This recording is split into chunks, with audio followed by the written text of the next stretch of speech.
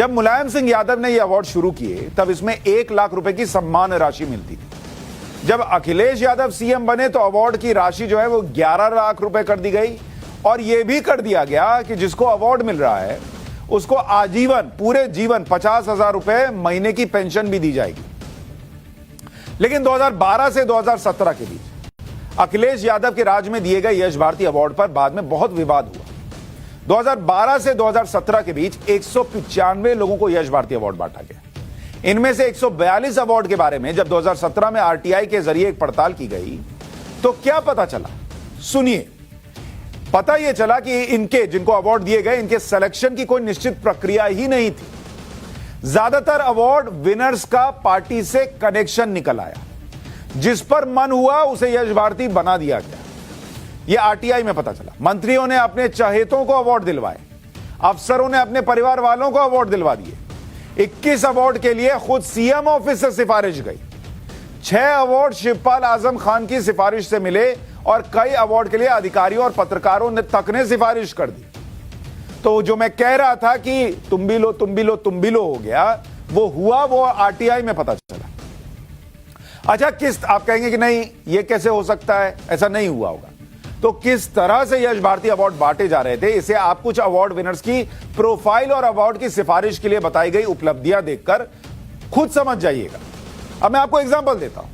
जैसे शिखा पांडे जी थी, इनको 2016 में सम्मान मिला। अब इनकी उपलब्धि देखिए जो बताई गई कि 4 साल तक सीएम के कार्यक्रमों का संचालन किया। अब 4 साल सीएम के कार्यक्रमों का संचालन करने पर यश भारती अवार्ड मिल जाए और जीवन भर 50,000 की पेंशन आने लगे और 11 लाख कैश मिल जाए।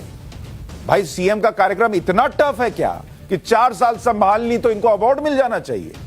या तो ये है और नहीं तो फिर है ये है। अच्छा, अर्चना सतीश है, इनको 2016 में अवार्ड मिला।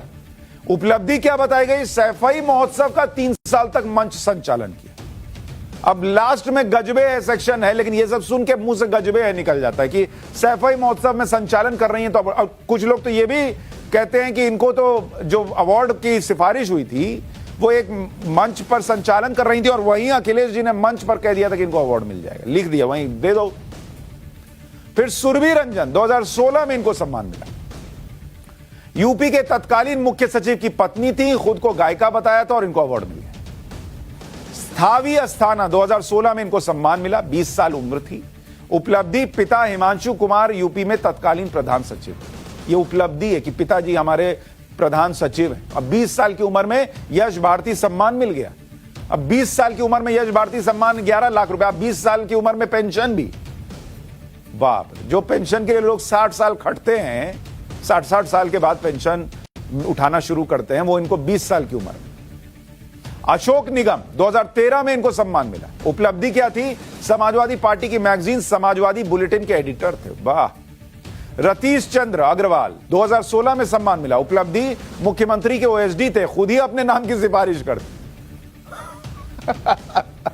मतलब अपना नाम खुद भेज दिया, मुख्यमंत्री जी जरा मेरा नाम भी दे दीजिए, ओएसडी हैं हम आपके, हमको यश भारती दीजिए।